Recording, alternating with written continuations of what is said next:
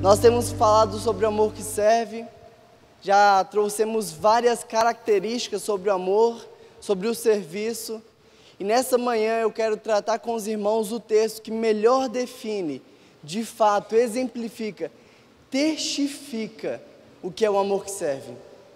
Quero convidar os irmãos a abrirem a Bíblia de vocês em João 3,16. É o texto mais popular entre os cristãos, o texto que a maioria, creio que já sabe de cor. Mas hoje a gente vai pincelar ele e vai aprender ainda mais sobre esse amor que serve. Porque eu não vejo outro texto em toda a Bíblia que melhor define o que é o amor que serve. O que é um serviço, o que é o amar e o que é os dois juntos. Abre a sua Bíblia aí em João 3,16. Para quem não trouxe, a gente está projetando aqui também, pode acompanhar. Vamos ler? O texto diz assim: porque Deus amou ao mundo de tal maneira que deu seu Filho unigênito, para que todo aquele que nele crê não pereça, mas tenha vida eterna. Vamos repetir? Acho que nem precisa ler, né? Porque Deus amou o mundo.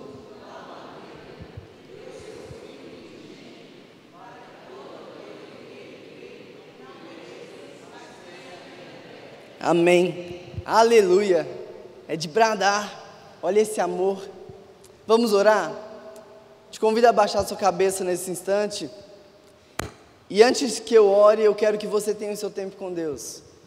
Eu quero que você faça aí a sua oração, que você se coloque diante dEle, que você agradeça por esse amor, que você agradeça pela oportunidade, que você agradeça pela honra de ser chamado filho de Deus. Peça a Ele que nenhuma outra voz fale ao seu coração agora, senão a voz dEle. Peça a Ele para que Ele aquete o seu coração, aquete a sua mente, e para que você saia daqui marcado pela presença de Deus, marcado não por aquilo que o Renan vai falar, mas por aquilo que Deus fala ao seu coração. Paizinho, eu te agradeço porque o teu amor é magnífico. Te agradeço porque através desse texto nós vemos a prova viva do que é o amor. Nós vemos a prova viva do que é o serviço, Pai. Que o Senhor fale conosco nessa manhã, que não seja eu falando, mas que apesar de mim o Senhor me use para falar aquilo que o Senhor quer falar para a sua igreja, Pai. Que possamos sair daqui cheios do teu amor. Em teu nome que eu oro e agradeço. Amém. O relato desse texto é tão importante, mas tão importante que nós estamos indo para o ano de 2020 depois de Cristo. Não tem como não falar que esse homem não mudou a história da humanidade. Não tem como falar que esse homem de alguma forma não impactou. Nós estamos indo para o ano 2020 depois de Cristo. E esse texto ele é tão sublime, tão profundo, tão impactante, que Lutero definiu esse texto como um mini-evangelho, como um resumo do evangelho. Então, se você um dia quer apresentar a Bíblia para alguém, mas talvez não tem tanto tempo, fala esse texto, porque esse texto resume tudo que é o amor de Deus por nós. E ele é muito incrível, e eu vou trazer aqui 5 pontos do porquê esse amor é incrível, do porquê esse texto é tão importante. E o primeiro dele, acompanha comigo, é a procedência. Porque o interessante desse texto é que os israelitas eles já estavam acostumados a serem chamados filhos de Deus. Os israelitas eles já estavam acostumados com a ideia de serem amados por Deus.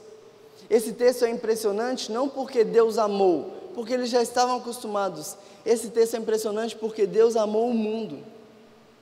E aí quando ele fala amou o mundo, o que impressiona não é também pelo tamanho do mundo, até porque Deus criou o mundo, o tamanho para ele é fichinha, mas é pela maldade do mundo, é pela idolatria contida em nosso coração, é pelas maldades contidas em nós. Imagina o contexto desse texto, o contexto espiritual, pessoas totalmente depravadas, pessoas vivendo suas vidas totalmente fora daquilo que Deus tinha para elas, e Jesus vira ali na sua conversa com Nicodemos, e ele fala, porque Deus amou ao mundo. E a primeira característica, o primeiro ponto é porque Deus amou. Deus amou. O primeiro ponto, então, é a procedência desse amor. Esse texto é incrível porque nós vemos quem foi que nos amou. Não é qualquer pessoa, não é o seu cônjuge, não é os seus pais, não é alguém sentimental, temperamental, que em algum momento pode mudar o amor por você. Não é alguém que você tem que fazer algo para conquistar o amor. Não é alguém que em algum momento pode ficar chateado com você e deixar de te amar. Não é alguém que foi preciso que eu desse tudo que eu tinha, que fosse preciso que eu viesse em todos os cultos possíveis, que eu desse dízimo de tudo que eu receber. Nada disso foi preciso, porque Deus amou. E o texto não mostra nada antes de Deus amou. Isso que é interessante. Ele não fala que foi preciso que a gente fizesse algo, ele não dá motivos, ele não dá justificativas, ele não dá barganhas, ele não dá troca, ele simplesmente começa com Deus amou. Deus amou o mundo de tal maneira que deu seu Filho único, para que todo aquele que nele crê não pereça, mas tenha vida eterna. E aí ainda em João a gente vê que nós só conhecemos o amor porque Deus nos amou primeiro. Nós só sabemos o que é o amor porque foi Deus quem escolheu nos amar. Cara, e essa procedência me faz bradar, porque não é qualquer pessoa que escolheu me amar, não é alguém que eu faço algo em troca para receber elogio, para receber carinho, não é alguém que eu tenho que mudar o meu jeito de ser para conquistar o amor, não é alguém que eu tenho que ficar dando algo em troca para conquistar, é o Deus, o Todo-Poderoso. Ele escolheu te amar antes de todas as coisas. O texto não começa falando porque fulano é prefeito, porque fulano é presidente, não começa falando porque fulano é engenheiro, não, ele fala, Deus amou, é simples, nós é quem complicamos, Deus nos amou de tal maneira, e esse texto já começa nos colocando lá em cima, sabe por quê? Porque esse Deus, essa procedência é o Deus Criador, é o Deus imutável, é o Deus perfeito, é o Deus santo, é o Deus infinito, é o Deus eterno, e é esse Deus que te amou. Apesar de nós não merecermos esse amor, apesar de todos os dias nós darmos incansáveis desculpas para Deus não nos amar, Ele permanece nos amando. Não foi qualquer um que nos amou.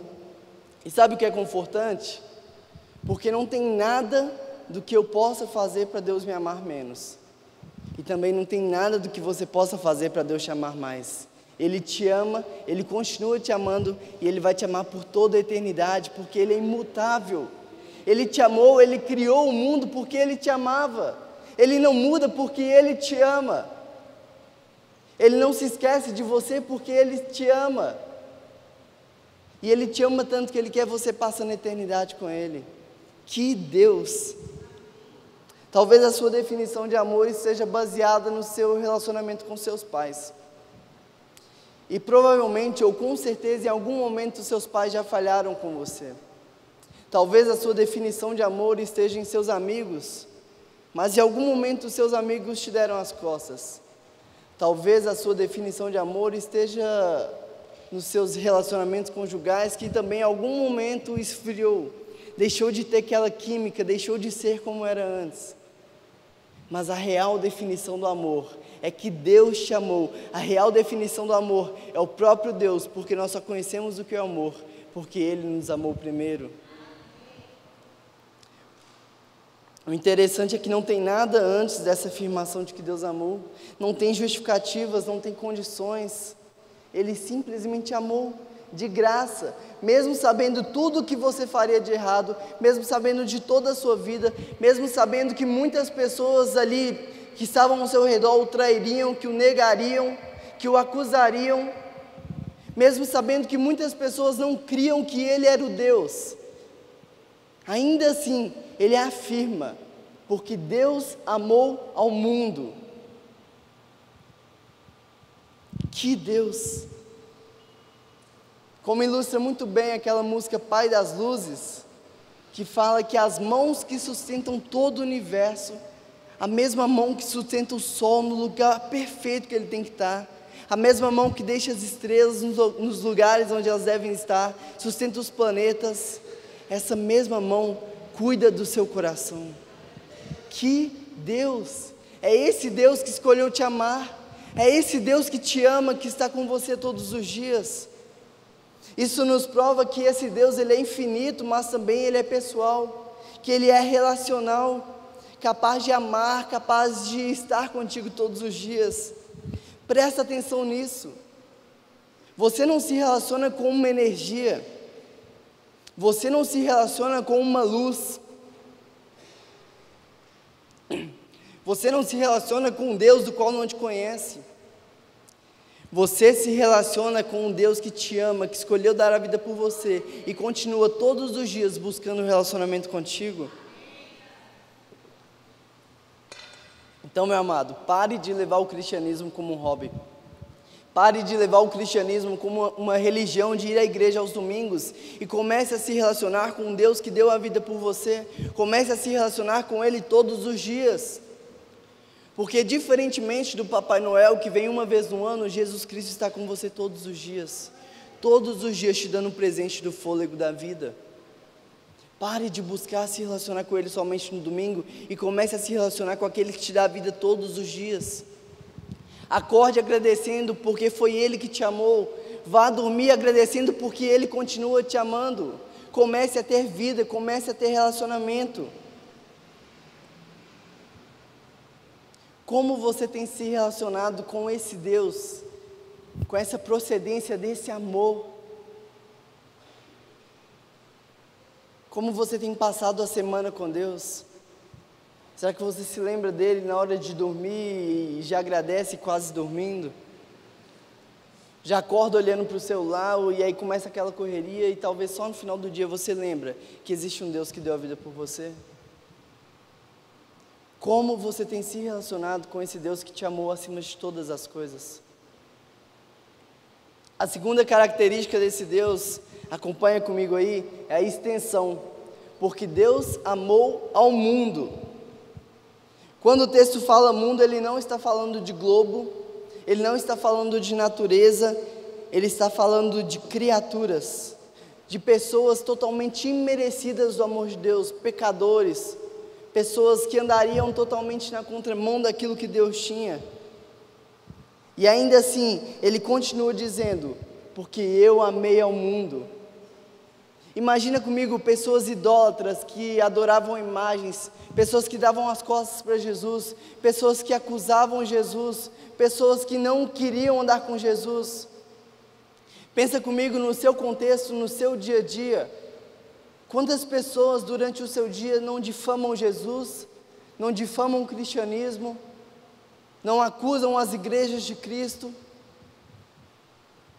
Quantas pessoas blasfemam contra Jesus, fazem brincadeiras, piadas contra Jesus, escolhem totalmente o oposto daquilo que Deus queria para a gente, e ainda assim, Ele escolheu amar ao mundo.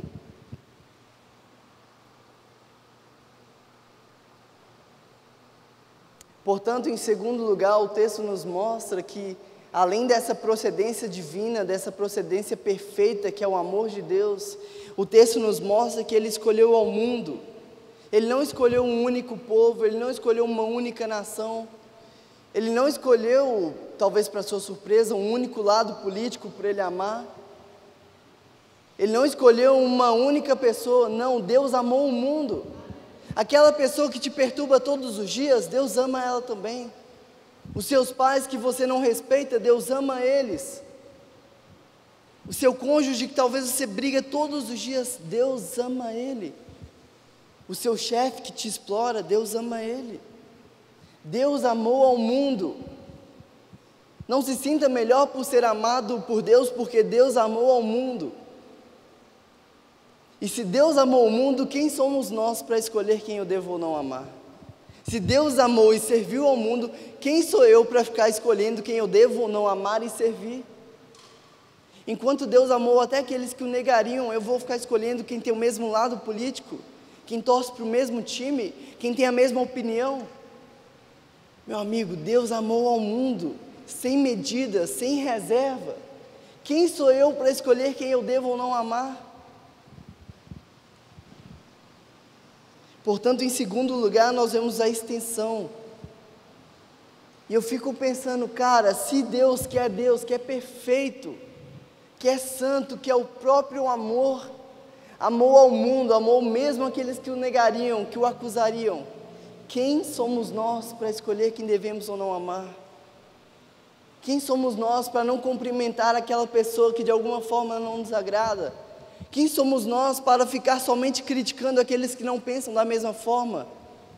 Quem sou eu para não amar aquele que de alguma forma não demonstra amor por mim? Se Deus amou ao mundo, quem sou eu para escolher quem eu devo ou não amar? Talvez você está pensando aí, cara, é porque você não conhece a minha sogra, é porque você não conhece o meu vizinho. Deus ama, Deus ama, e se você é filho de Deus, você também tem que amar, porque os amigos do seu pai são seus amigos, os filhos do seu pai são seus irmãos. Você deve amar ao mundo, porque Deus amou o mundo. Quem somos nós para amar somente um ou outro? Em terceiro lugar, nós vemos a intensidade desse amor. Pode passar.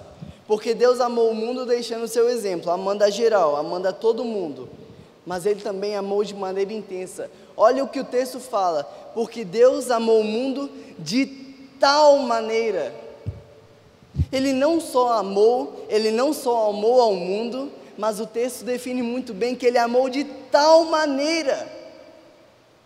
Cara, se isso não te faz bradar, se isso não te faz dar aleluia, se isso de alguma forma não te faz ficar animado, eu não sei o que eu vou fazer, porque o texto está falando que Deus te amou de tal maneira. Não é qualquer amor, não é qualquer demonstração de carinho, é o Deus, o Todo-Poderoso, Criador, te amando de tal maneira. E eu imagino que essa tenha sido a melhor forma de definir o amor de Deus, porque não tem como mensurar, não tem como definir tal maneira, tal forma.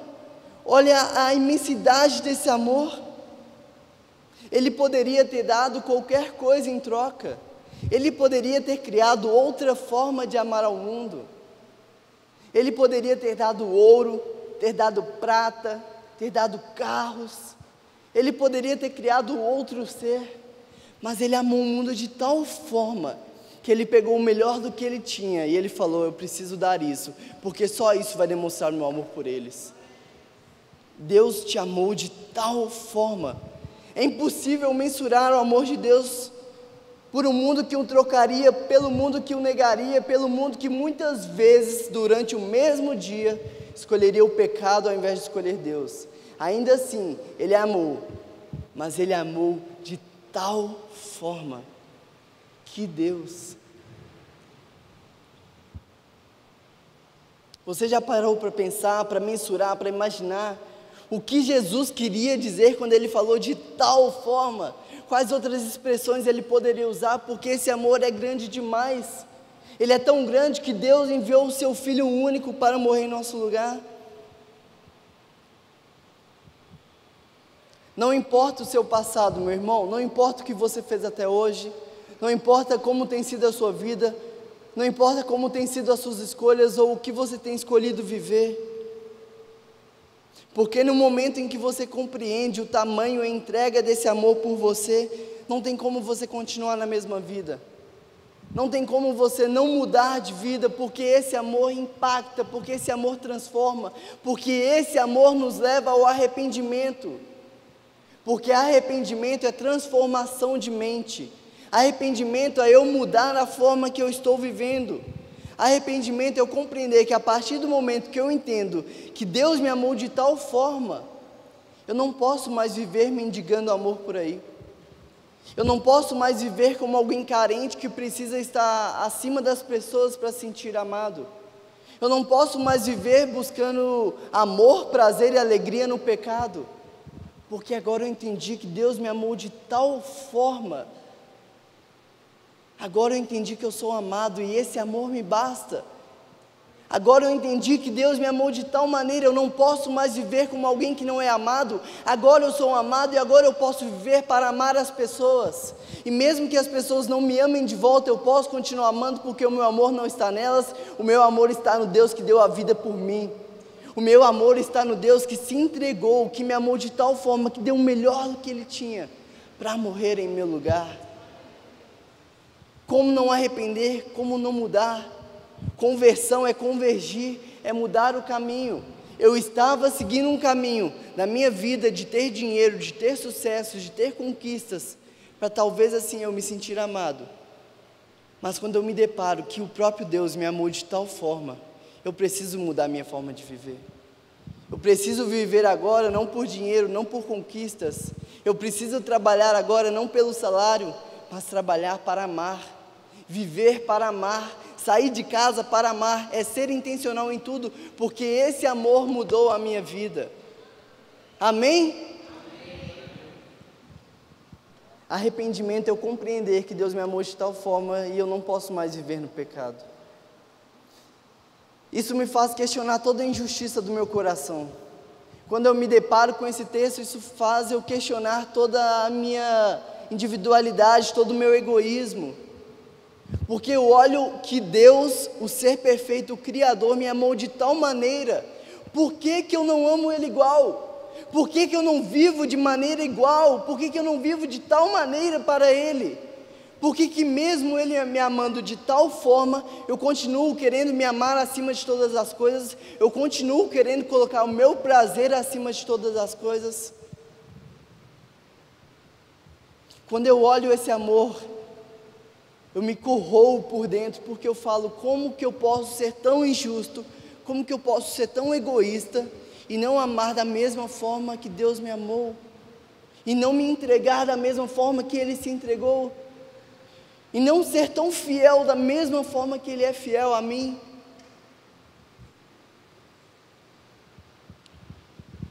Deus te quer por inteiro, sabe por quê?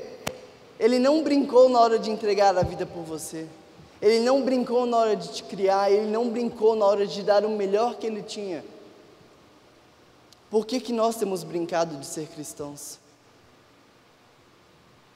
Por que nós temos brincado de um cristianismo que vez ou outra escolhe amar, enquanto Ele o tempo todo está se entregando e demonstrando o seu amor por nós? Porque toda a história da Bíblia é Deus tentando se reconstruir com o povo pecando, Deus dando uma nova oportunidade, o povo pecando, e Ele continua amando. E por que nós, todos os dias, continuamos escolhendo amar a nós acima dos outros, fazer a nossa vontade acima da vontade dos outros e da vontade de Deus, enquanto Ele permanece te amando, dando o seu melhor todos os dias por você? É muita injustiça no nosso coração, não é?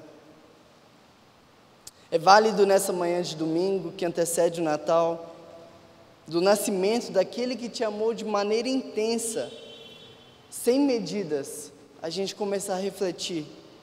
Como você tem buscado se amar? Olhando para o ano de 2020, como você buscou se relacionar com esse Deus que te amou de forma tão intensa? Como você buscou reproduzir esse amor de tal forma? Porque, como eu disse, diferentemente do Papai Noel que aparece uma vez no ano, Jesus Cristo está ali todos os dias dando a vida por você e te dando o fôlego de vida. Como você tem se relacionado com esse Deus? Como você tem se relacionado com esse amor?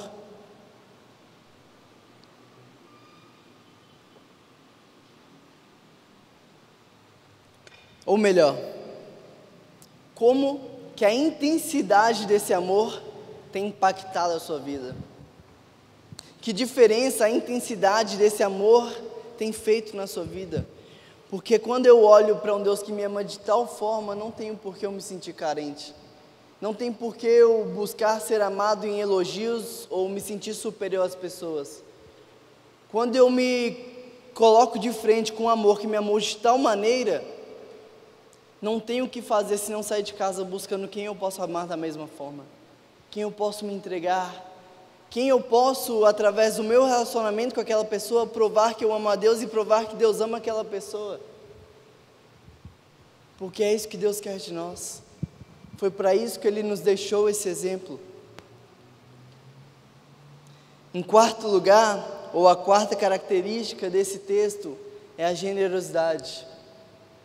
Porque Deus amou ao mundo de tal forma, de tal maneira, que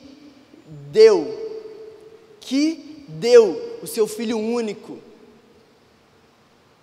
E a gente tem conversado muito aqui na igreja sobre generosidade, e cada dia mais a gente escuta novos testemunhos de pessoas chegando e falando: a partir do momento que eu comecei a ser generoso, a partir do momento em que eu escolhi a generosidade, a minha vida mudou. Sabe por quê? Porque generosidade tem a ver com liberdade. Porque a partir do momento que eu escolho ser generoso, eu estou me libertando de ser apegado às coisas materiais, eu estou me libertando de ser apegado ao dinheiro, eu estou me libertando da dependência das coisas. E aí, quando eu escolho ser generoso, eu começo como se fosse uma corrente do bem que não tem fim. Porque se eu sou generoso com o Juan, de alguma forma, aquela generosidade vai impactar o coração do Juan. E de algum jeito o Juan vai querer demonstrar sua gratidão e vai ser generoso a outra pessoa. E por aí vai. Deus nos deu o maior exemplo sendo generoso. E como a gente conversou aquele outro dia, generosidade tem a ver com prioridade. Porque Deus poderia ter dado qualquer outra coisa, mas Ele deu o seu melhor. Ele deu o seu Filho único. Ele deu o melhor que Ele tinha para morrer no meu e no seu lugar. Eu cresci ouvindo que Natal não tem a ver com presente. Cresci ouvindo meus pais me educando, dizendo: olha, o Natal não é presente, o Natal é Jesus Cristo, Natal não é presente, Natal é a família. E realmente o Natal não tem nada a ver com o nosso sistema capitalista, mas para mim Natal é presente. Porque no Natal, no nascimento de Cristo, nós ganhamos o maior presente que nós poderíamos ter ganhado. E o melhor presente, porque ele não acaba, porque ele não se desgasta, mas ele é eterno. De que forma esse presente tem impactado a sua vida? E eu vejo como Deus deu o exemplo da generosidade, porque em todas as religiões nós vemos os homens indo em direção à sua divindade com ofertas, com presentes, para receber favores divinos. Mas no cristianismo, nós vemos Deus vindo em direção ao homem, com um presente, como ofertante. É totalmente contrário. Enquanto nas outras religiões, os homens vão até os deuses, até as divindades, com presente, com ofertas, para receber algum favor divino. No cristianismo, é Deus vindo como ofertante em direção ao homem, oferecendo o seu Filho como sacrifício vivo, no lugar de pecadores, no lugar de homens sujos, no lugar de pessoas que jamais queriam ver a Cristo. Está aí uma grande diferença do cristianismo. Enquanto nas outras religiões as pessoas vão até Deus para presentear, no cristianismo, antes de tudo, antes de todos, foi Deus que presenteou, provando que Ele nos amou antes de todas as coisas, provando que Ele nos amou antes da nossa profissão, antes do nosso emprego, provando que o amor dEle por nós não está em coisas, não está em títulos, não está em bens, mas está em quem nós somos, está em nosso coração. Deus deu o maior exemplo de generosidade, mostrando que o que importa não é o que se tem, mas é o que se faz com o que se tem. Não é o quanto se tem, mas o que eu faço com o que eu tenho. Nós não devemos ser generosos por interesse, mas não tem como a gente dar mais do que Deus. A gente tem que ser generoso, nós devemos buscar a generosidade, entendendo que isso é a gente seguir o exemplo de Cristo. Mas cada vez que somos generosos, Deus nos surpreende ainda mais. Porque não tem como dar mais do que Deus, até porque Ele deu bem antes do que nós. E mesmo a gente todos os dias dando 1000 motivos para Deus não nos amar, Ele permanece nos amando. Que Deus!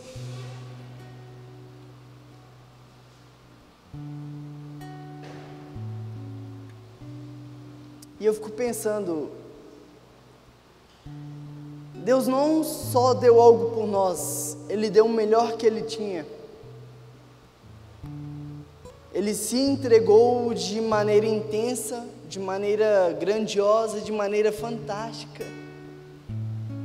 Por que nós ainda seguramos a nossa vida? Por que nós ainda seguramos o coração nas nossas mãos, achando que somos nós que vamos fazer o melhor? Se Deus se entregou de maneira íntegra, de maneira completa, por que nós continuamos colocando uma reserva e falando: Deus, eu te entrego até aqui? Ou nem sequer nos entregamos? porque Ele era o rei e se fez carpinteiro. Para morrer em nosso lugar, foi pendurado em um madeiro.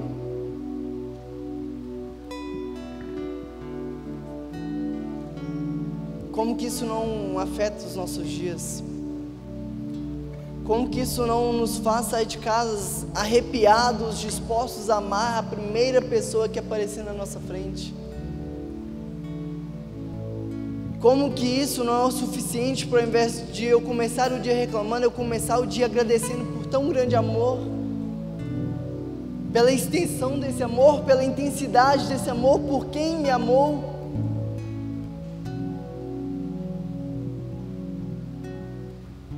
Em último lugar, nós vemos a oportunidade, porque Deus amou o mundo de tal maneira que deu seu Filho único, para que todo aquele que nele crê, não pereça, mas tenha a vida eterna. Perecer tem a ver com perder a alma, perecer tem a ver com perder o sentido da vida, com perder o gosto da vida nas melhores coisas. Perecer tem a ver com se distanciar da presença de Deus, de ser esquecido da presença de Deus, e tem a ver também com estar eternamente condenado ao inferno. Mas mais uma vez, o interessante é que o texto não está focando nessa parte, mas pelo contrário, o foco do texto é para que tenha a vida eterna. E a vida eterna seja um almoço em família, seja num filme, seja num parque, mas em qualquer lugar que eu esteja, seja no meu trabalho, na minha faculdade, eu não me entristeço, eu não vivo para baixo, porque agora eu sei que esse momento é momentâneo, mas o que Deus tem para mim é vida, é abundância, é qualidade, é uma vida de compromisso, é uma vida de sentido, é uma vida de propósito, porque não foi em vão que Ele morreu no meu e no seu lugar, mas foi para que tivéssemos vida e vida eterna, uma vida sem início e sem fim, por toda a eternidade, vivendo e desfrutando daquilo que Deus tem para a gente. Essa é a pregação do Evangelho, que Deus entregou o seu Filho único, para que todo aquele que nele crê, em Jesus Cristo, não morra, não pereça, mas viva eternamente. Aleluia, igreja! Viva eternamente é ter vida. Por mais que eu perca tudo o que eu tenho, por mais que eu perca a minha casa, por mais que eu me endivide, eu permaneço tendo vida, porque isso aqui é momentâneo. O que Deus tem para mim é muito mais. Aqui é um pequeno período de tempo, perto da eternidade que Deus separou para mim. Talvez até hoje você não se entregou ao Evangelho, talvez até hoje você não aceitou a Cristo, porque você fala: ah, Renan, eu não sou perfeito, eu não vou conseguir nunca mais errar, eu não vou conseguir viver na perfeição. A igreja é um lugar para perfeitos e eu não posso entrar nisso. Deixa eu te contar um segredo, eu continuo pecando, o Juan continua pecando. A diferença é que nós reconhecemos o quão pecadores nós somos e o quanto nós dependemos da graça de Deus. É como no hospital, não vai no hospital quem está saudável, não vai no hospital quem acha que não tem problema nenhum, pelo contrário, vai para o hospital quem reconhece que está doente e precisa ser tratado. O Evangelho é para pessoas imperfeitas que reconheceram a sua imperfeição e querem ser tratadas por Jesus Cristo. Aceitar a Jesus não quer dizer que eu nunca mais vou errar, mas quer dizer que eu não vou viver em busca do erro, porque agora a minha vida tem um novo propósito. E pode até ser que em algum momento eu caia, mas eu vou me levantar, porque a graça de Deus se renova todas as manhãs. Porque não há pecado que pode ser maior do que o que Ele fez na cruz por mim. Não há pecado que possa apagar esse amor de tal forma. Não há nada que possa substituir esse amor de Deus por mim. Deus não quer o seu dinheiro, Deus não te quer em uma religião. O que Ele pede é o seu coração, o que Ele pede é relacionamento, porque Ele fez tudo por amor, e o que Ele quer é que você o ame de volta.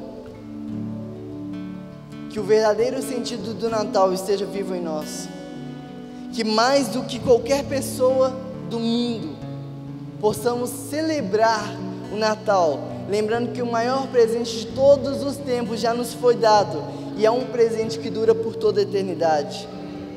Porque é muito contraditório que a gente celebre o nascimento de Cristo, mas ignore a mensagem.